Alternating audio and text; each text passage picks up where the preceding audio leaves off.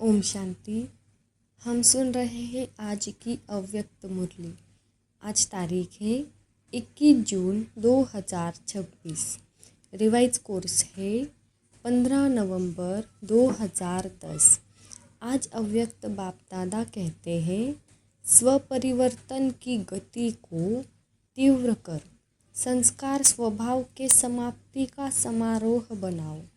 हर संकल्प, बोल और कर्म में ब्रह्मा बाप को कॉपी करो। सार है, आज बाप दादा सभी के मस्तक पर 3 भाग्य की चमकती हुई निशानियाँ देख रहे हैं। एक है बाप द्वारा पालना का भाग्य, दूसरा है शिक्षक रूप में शिक्षा का भाग्य, तीसरा है सद्गुरु द्वारा वरदानों का भाग्य। तीनों भाग्य चमकता हुआ देख रहे हैं। हर एक का मस्तक तीनों भाग्य से चमक रहा है। ऐसा भाग्य और कोई के मस्तक में चमकता हुआ नहीं दिखाई देता है। बाप के प्यार की पालना सभी को एक जैसी मिल रही है। हर एक के मुख से यही निकलता, मेरा बाबा, चाहे आगे आने वाले चाहे पीछे आने वाले, लेकिन हर एक अपने अधिकार से कहते हैं, मेरा बाबा। किसी से भी पूछो, बाप से प्यार मिला है तो फलक से कहते, मेरे को बाप का प्यार सबसे ज़्यादा मिलता है। यह मेरा बाबा दिल से सुनने वाले क्या फलक से कहते हैं कि मेरा प्यार सबसे ज़्यादा है। बाबा का प्यार पहले मेरे से है, क्योंकि प्यार ही बाप की पालना है। इस मेरा बाबा मानने से आप बाबा के बन गए और बाप आपका बन गया। यह परमात्मा प्यार सिर्फ अभी संगम पर प्राप्त होता है।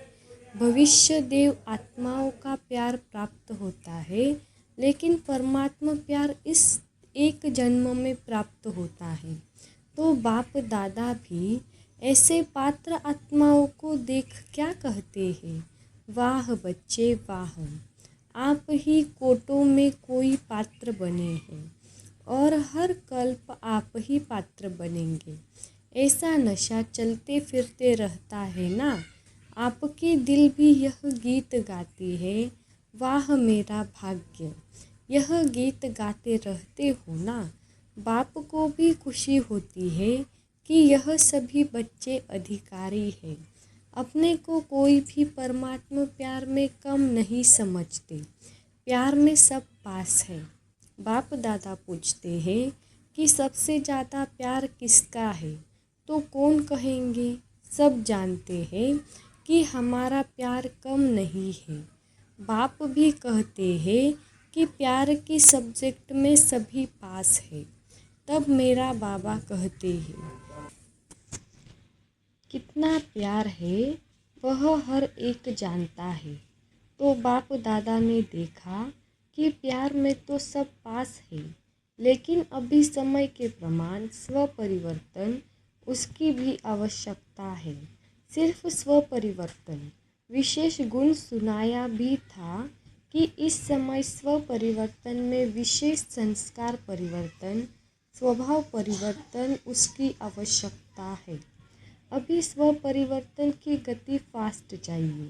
करते भी हो, अटेंशन भी है, लेकिन गति अभी फास्ट चाहिए।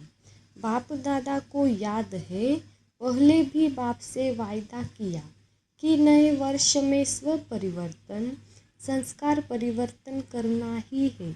लेकिन बाप दादा ने देखा कि संस्कार परिवर्तन में जितना फास्ट पुरुषार्थ चाहिए, उसकी गति और फास्ट चाहिए।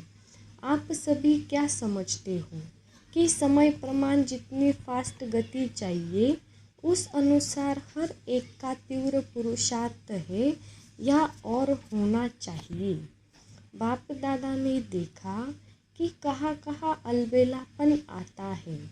हो ही जाना है, विजय तो हमारा जन्म सिद्ध अधिकार है, ऐसे ज्ञान के हिसाब से निश्चिंत है। लेकिन अलबेलेपन में भी यही शब्द आते हैं कि हमारी विजय तो है ही, हुई पड़ी है। कोई काम रुका नहीं है, होना ही है।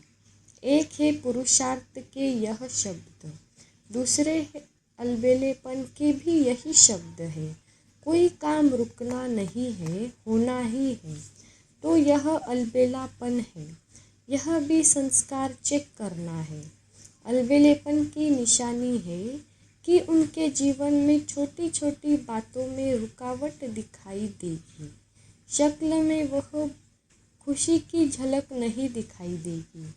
सेवा से पुण्य बन रहा है तो चेहरे पर खुशी होनी चाहिए। किसी न किसी प्रकार की थकावट का कारण कोई न कोई बात का अलबेलापन है। जब करना ही है तो खुशी से करो। चेहरा आपकी सेवा करे, चलन आपकी सेवा करे। तो आज मेजॉरिटी का संस्कार समाप्ति का हाथ देख बाप दादा बार बार मुबारक दे रहे हैं।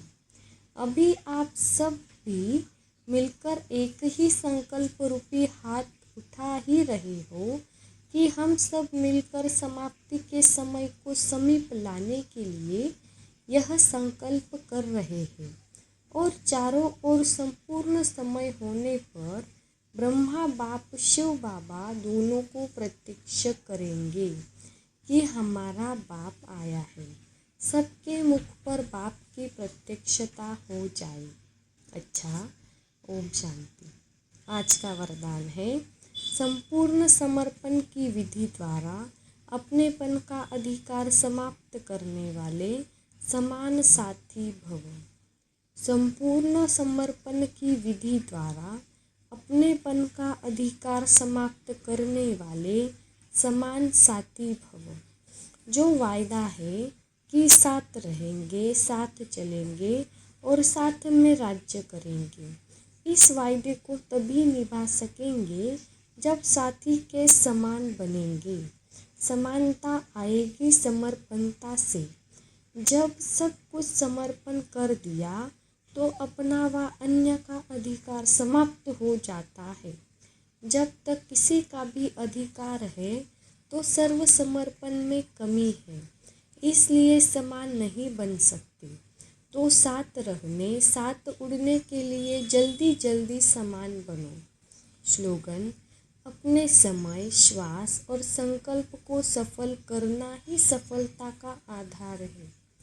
अव्यक्त इशारे: सदा हर्षित रहने के लिए अपनी नेचर को सरल बनाओ, सहनशील बनो। जो सरल स्वभाव वाले होंगे उसमें समेटने की शक्ति स्वतः होगी।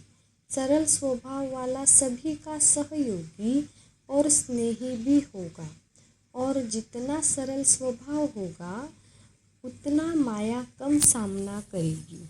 सरल स्वभाव वाले का व्यर्थ संकल्प नहीं चलता, उसका समय भी व्यर्थ नहीं जाता।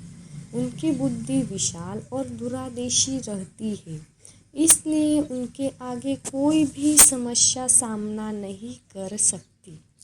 अच्छा, ओम शांति।